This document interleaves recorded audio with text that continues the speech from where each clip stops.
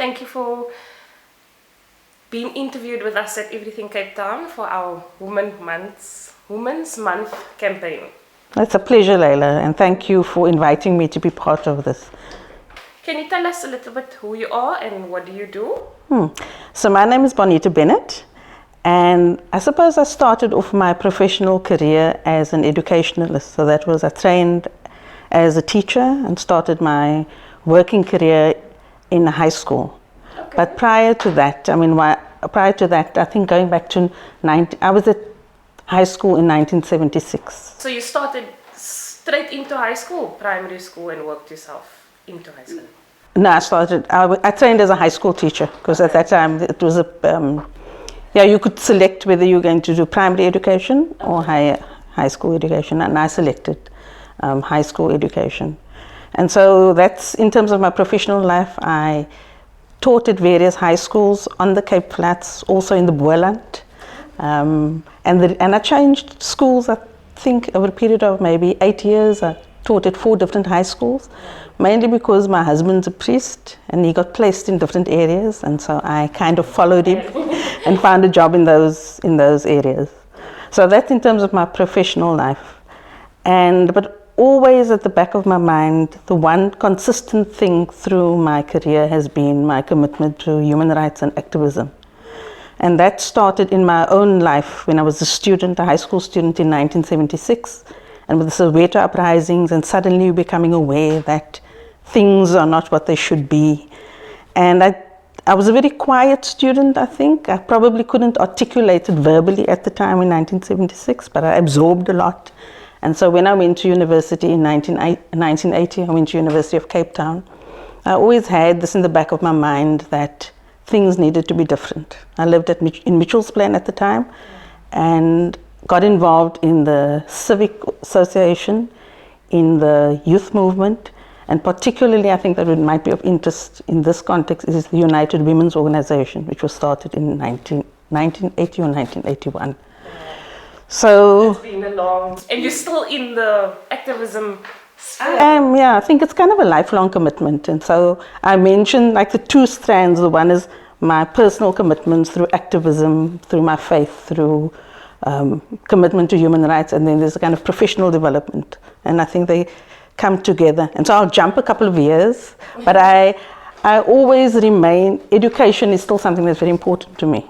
And so I end up working in different places after I stopped teaching at high schools, but it wasn't actually a personal choice. It was an issue with the department, and I was a temporary teacher at the time, and there was an issue about placement, and so I decided still to stay in the field, but I then moved into the NGO world, taught at a school project for street children, and after that I worked as a coordinator for high school students in Khayelitsha and Langa particularly.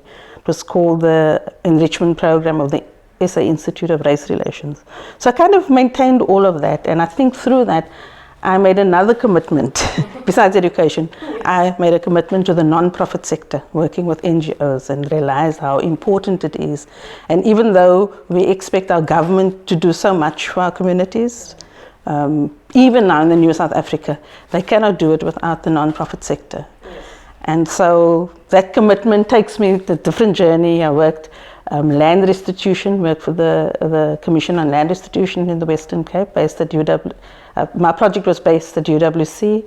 Did a little stint at UCT, but my most recent and my, if I might say, favorite job has been at the District 6 Museum.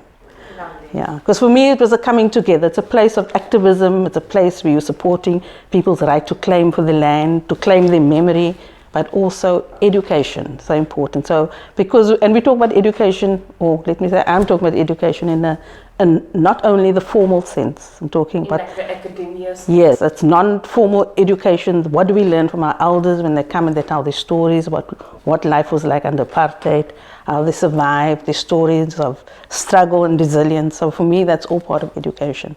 Would I be saying it correctly if I speak of heritage? Would yes. Okay. So at the moment, what I did was I was at the District 6 Museum for 20 years. I was quite shocked when I counted. I didn't realize it was so long. I worked in the archives and research for 8 years, and for 12 years I was the director. And I thought, I mean, many people ask me why I left if I enjoyed the job so much. And excuse me, my answer is always that it was time, when it's time to leave. I really loved the job. I'm still committed. I still support the work. But I think I wanted to leave before I was getting jaded and tired of the work. And NGO life can do that to you. It can weigh you down because you're fundraising, you're dealing with human issues, staff issues, and besides the programming and giving strategic direction. And so it can become a bit overwhelming. And so I left the full-time employee of the District 6 Museum at the beginning of 2020. And I'm now freelancing as a museum and heritage consultant, and also concentrating on my own writing and reflections. Although I must confess, most of the writing and reflections are in my head at the moment. They're still going to get out on paper. Okay. But I have started that. I have a process, yeah. Well, with what you're doing now within the freelancing, should I say industry or field, within the museum sector, can you tell us a little more about what that involves? What are you actually... What am I actually doing? Yes. Okay. So some of it is actually directly related to museum and heritage, and some is more broadly, because one of the things that I really enjoy is writing and editing. And so I've taken on quite a big project, which I've just completed, which was editing a series of 4 books on theology, which isn't exactly my field, but if I can just take it into the field of women. When I was also a student, I was a university student from 1980 until 1983. So am I right? 4 years, yes. I did a degree and then I did the teacher's diploma afterwards. And in that time, I also became very aware for the first time of something called Black theology and liberation theology, which looks at the gospel and the kind of faith from the underside, from people's experiences. And a subsection of that was women's theology. And so I've always held that kind of, I haven't been active in the field, but I think it was very interesting to me because, I grew up in a Christian family. Yes. And you kind of grow up with not quite a liberating message. It's a very conservative message. Not saying that everything's okay in the country, but it doesn't force you to question. And liberation theology, and particularly understanding the Bible from the perspective of women, has kind of always been something that I'm interested in. And so I just finished that project. So that's the one thing I've done.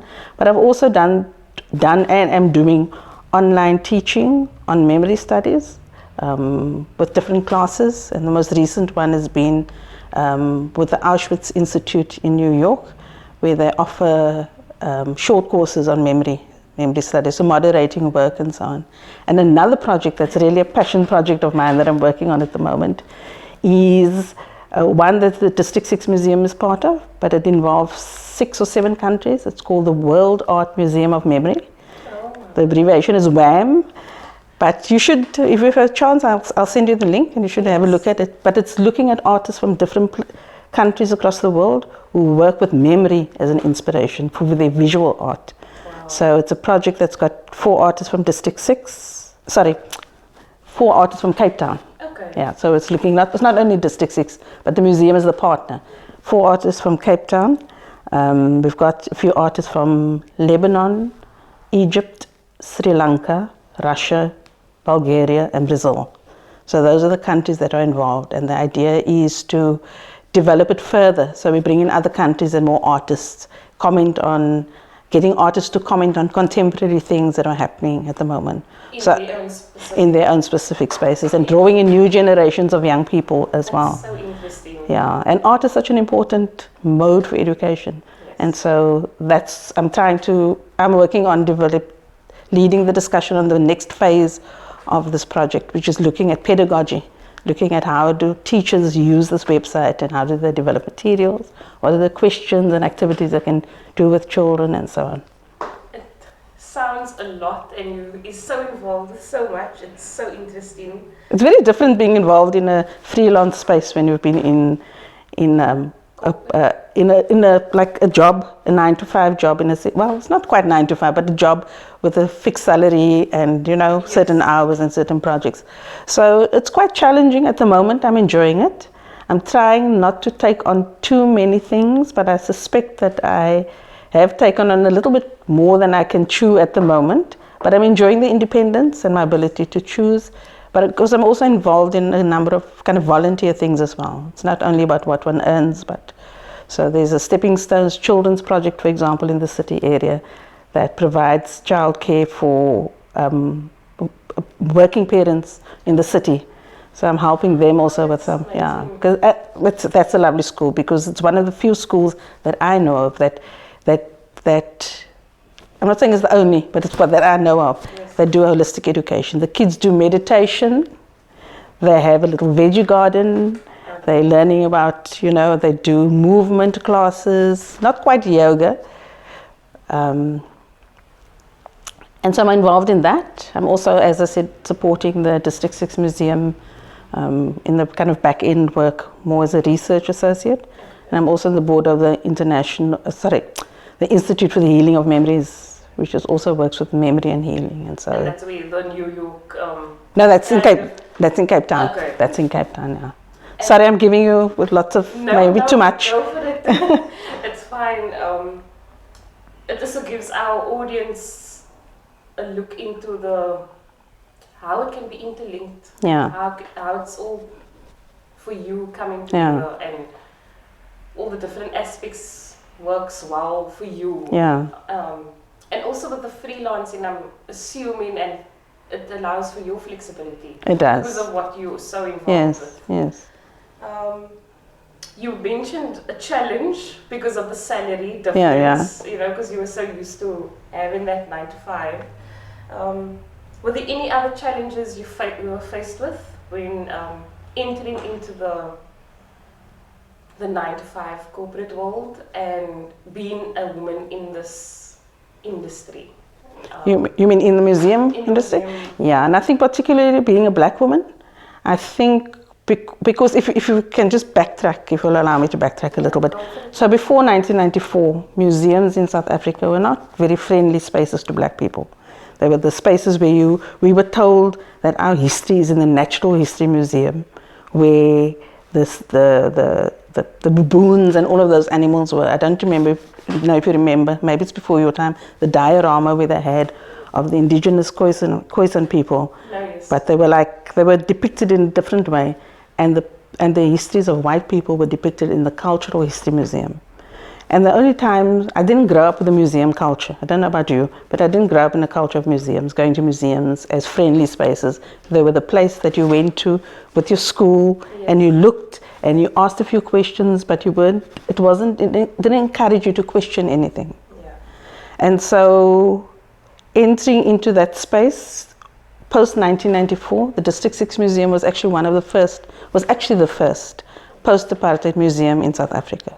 So it comes with the kind of new awareness of people's stories, people's collections, how museums can be interactive, because across the world now, museums are no longer those places where you just go and look at things in glass cases. They encourage children to ask questions, there's hands-on events, there's all kinds of things. So District 6 Museum enters into that space with that awareness, whereas our older museums like Iziko and maybe the South African Gallery and what is now the Slave Lodge, it used to be the Cultural History Museum, they have an important story to tell, but they had to change they had the old baggage of the past, which District 6 Museum didn't have, if you know what I mean.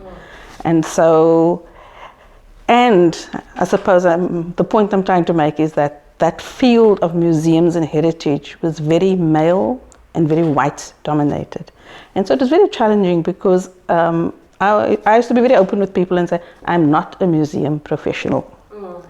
But some of the skills that you learn in a museum like the District 6 Museum are transferable skills that you can learn on the job. Because as I say, I've had, all my adult life I've been involved in human rights issues, including land restitution, which is part of the museum story, and education. And for me, those two things were the most important because it helps you to plan your activities and engage with people. And it's also a museum that wasn't only about tourists, about local people. How do local people engage with that story?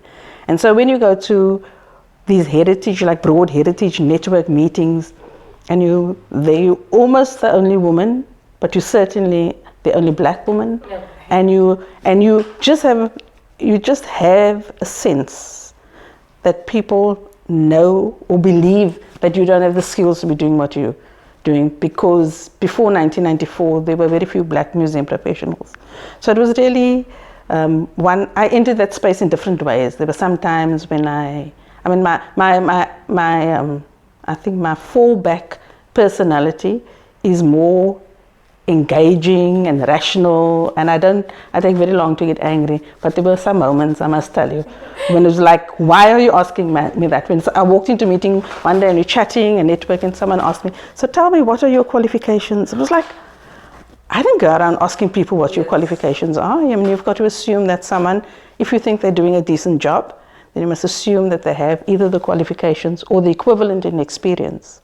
But I mean, if I'm doing an appalling job, I expect you to ask me what my qualifications are. But it was just like, who are you? You like the new kid on the block. So I didn't like that. And I had to leave my like engaging personality aside for a while, and I had to be a little bit aggressive and just also protect that space and almost fight for my right to have a voice in the heritage sector. So not only were you doing human rights for others, yeah, it was a personal thing for you as well. Yes, very much, yeah.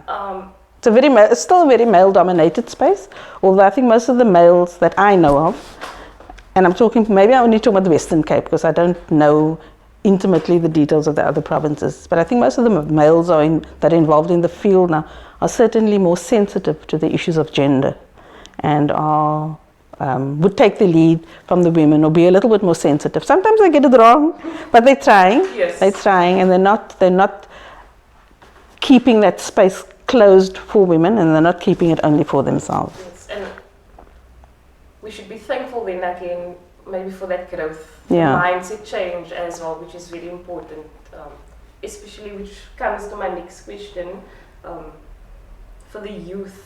Like, how do they bridge the gap and wanting to enter the space of coming and working into a museum, or because it is a male predominant industry, or women, like, you know, a lot of people look up to you in that space. So what I actually, when I met you and when I heard about you, I loved it because I studied anthropology. Oh, okay. Yes, geography and environmental studies, and then anthropology. So I always wanted to enter into either the museum or just your how can I say it, people's family ties, that type of thing, or customs. So when we were trying to look for work, it was a bit difficult. I mean, I'm not too long out of when I was studying. Sure. About 11 years back. Yeah. But, it's really hard. It's not easy to enter the field now, particularly post-COVID. Yes. Because of finances and what one needs to run a museum and employ people. But even before COVID, it's not an easy field to enter, just because the opportunities are so limited. And my experience has mostly been with non-profits. District 6 Museum functions as a non-profit, as an independent museum, not a government museum. Okay. Although I should mention that in the past few years, particularly during COVID and post-COVID, it's gotten grants from government to help keep the doors open. Yes, of course. Yeah, so I think, I don't quite know what the answer is, how to get people employed in museums because of the funding that is so limited. But I certainly have seen a growing number of young people who are very interested in people's stories, where they come from. They're interested in why is Cape Town so divided at the moment. And you can't understand why we live where we live, for the most part, in terms of black areas and white areas, because even though there's no laws that keep us apart, there's the tradition of the past laws of apartheid that have kept us apart. But if you're born into this environment and you just see why people are living in different places and you don't understand where that spatial planning comes from, it's very difficult to make sense of the world. So I think think there's a whole generation of young people who are asking questions. They want to be involved. They really want to also understand the world in a different way. Yeah. And so there are not many jobs in museums, but there certainly are opportunities like District 6 Museum is always open to young people coming and say, we'd like to run a discussion series, or we'd like to have a dialogue program with the elders, or something like that. No, that's good information. Yeah. You know? And I'm sure there are other organizations as well, but I just mentioned that because I know. But the difficulties, and I know it is a real difficulty, you can't always earn money from that. Yes. Do you know what I mean? So I know it's not, on the one hand, it's not about the money, because knowledge is, but on the other hand, people need to earn a living. Yeah. And I think that's the dilemma we need to resolve, particularly for our young women. Beautiful. Thank you for answering that. Do we have any goals for the remaining of the year or the near future? That For myself? you would like to, for yourself or for the space you've been involved in? What would you like to maybe see? Yeah. I'd like to see more support for the non-profit sector as a whole. I'd like to see more support for memory work, because I think our people, often I've done a lot of oral histories, and often you go to somebody and you want to hear their story, and they start off and they say, I don't know what you want to hear from me, I don't know so much, my story isn't interesting. And 2 hours later, you're still sitting and listening to this wonderful story. So it's about building the belief in people, their confidence, our communities that have been so broken, both by apartheid and by things that are happening at the moment. And just to build that self-confidence. Because I want to quote somebody, but I'm not sure if I'm going to get the quote right. But Kada Asmal Hirmini, he was a former Minister of Education at some point. The late Kada Asmal, he wrote a biography. And there was one line that always stuck in my mind, and I'm going to try to repeat it, but he said something, when we are treated with dignity, we behave in a dignified way. So for me, that's always about when people feel that they are being dignified by the telling of their stories, the capturing of their histories. I think that does something to the way you engage with the world. Yes. I don't want to sound airy-fairy, because I know at the bottom line is people also need to live. They need food on the table, they need to pay their children's school fees, they need to pay transport. But there's a lot to be said for the things that don't bring us money, but that give us dignity. Yeah. And some of that is about asserting we are important, we are all important. And I think it's becoming more like alive like that, because people are not necessarily going for the money anymore. Yeah. They want the reach. They want people to hear more about the story. So we are seeing, I'm speaking now from the youth, and yes, we would love to earn money from what we are doing or what we want to show, but also we also don't mind. Yeah. And I think that's the difference with the age gap or the generation of now. Yeah. Because there might be that empathetic, Yeah.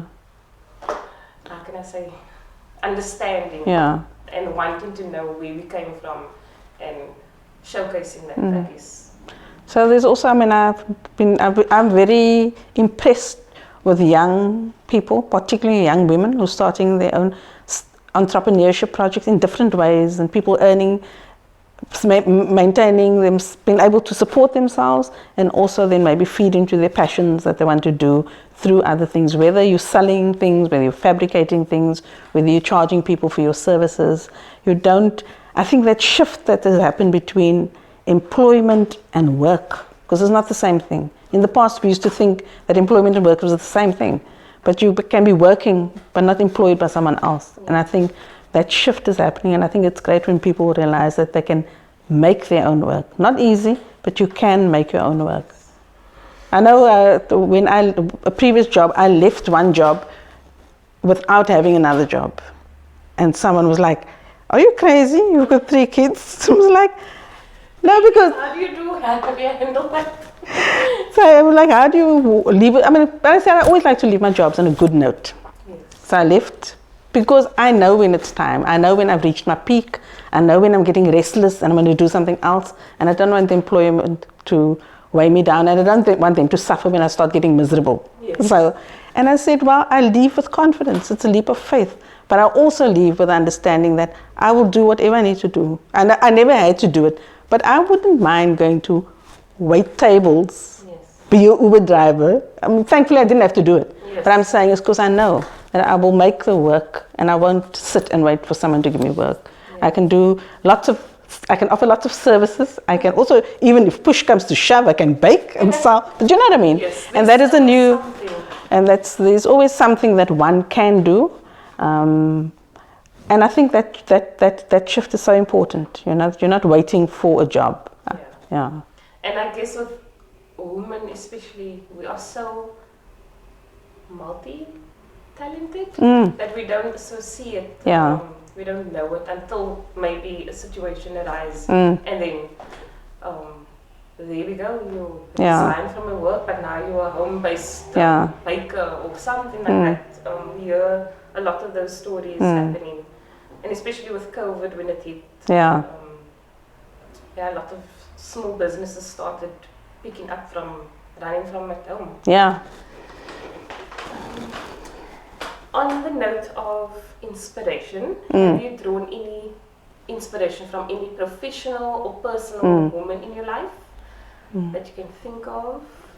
You know, I can think of so many, because I must say I don't have a specific role model, but there are a number of women that have inspired me at different times of my life and that I draw from.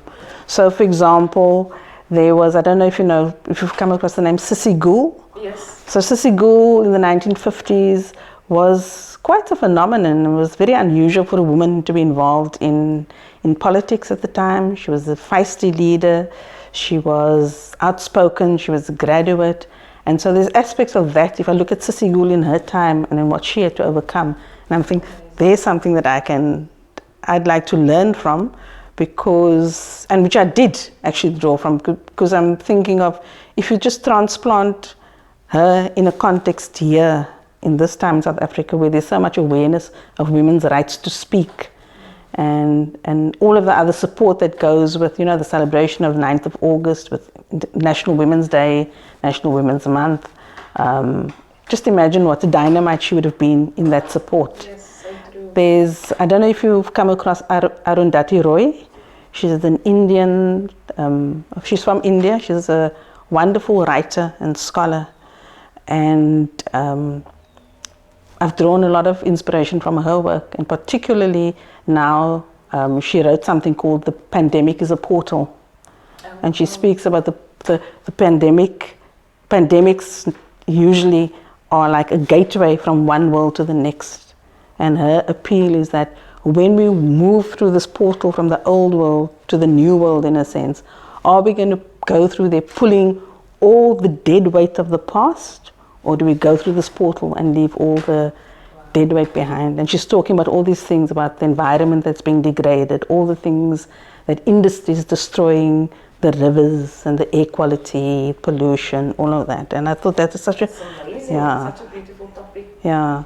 And then there's someone also called Belle Hooks. She just passed away recently. She's an African-American scholar and writer as well. And I grappled for a while with the whole thing around women in the home and women kind of in the broader world. Because on the one hand, you want to reject and say, like, you don't want to be domesticated, but you end up doing a lot of domestic stuff as well. And she wrote a beautiful piece called Home Place as a Site of Resistance. And she basically explains that from her understanding, the women in her family were always the strong ones, the ones who could make ends meet, like we would, the whole thing when you don't have a lot of ingredients to make a stew, people make a lang sauce. It's the women who do that. Yes. They make things work because you've got to make it work. Make it stretch, or you have to feed the people in the household. And she says, don't think of that kitchen and that place as a place of domestication. Think of home place as a site of resistance, where people come together, where you nourish your family, you can feed them so they can go out and make a difference in the world, where you can gather your family as a woman in this place of resistance, and you can have the discussions and talk about the world and all of those things. And so those are just some of the women. I mean, then I also admire the women who led the 9th of August March in 1956, you know. And then, of course... We've come a long way. Come a long way. And then, of course, the women in my family, my mother and my mother-in-law, were also, I mean, I don't think they would use the terms women's issues, or they wouldn't use the term feminism, or, you know, they don't use the language, but they do the work. Yes. Yeah. Because we know, like, you know, the terms. Yeah. But to them, they might not refer to the term, but they understand. Yeah. But I mean, what you've mentioned now makes me think that from the woman you drawing inspiration from, it's like a sort of mindset. Again, the mindset change and just how to deal if you just think a little bit differently. Yeah. Stunning. Looking back on the career and the industry you decided to fall into or go into, what one thing would you have changed in the working environment to help break the bias?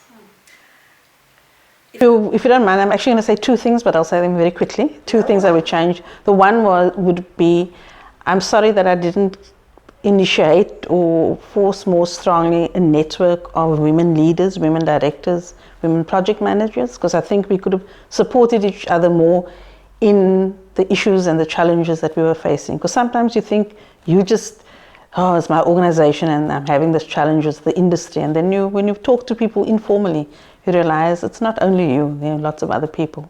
And the second thing is linked to that. I would say that I'm sorry that I didn't ask for help or indicate that I needed help, just in terms of talking to someone because at a certain time, it feels like you're showing a sign of weakness. You know, you have to, when you feel like you must always be on top of things. And I think over time, where I am now, I'm very comfortable just saying, not coping, can we do it differently? Can I take a break? Can I take time out? Can you help me? And I think as a woman leader, sometimes you feel that people will think of you as weak. And so I'm sorry that I didn't do that more often. I could have saved myself a lot of stress. And I could have maybe also supported other people. But I think where we are now, for whether it's age, experience, post-COVID, all of those things, I think many people are realizing, particularly women, that there's no shame in asking for help. I love that you mentioned that, because so far everyone I've spoken about has mentioned the why didn't we ask? Why didn't we just say? Yes. And it's amazing that everyone's come to realize that, and it's okay. Yeah. It's okay to ask.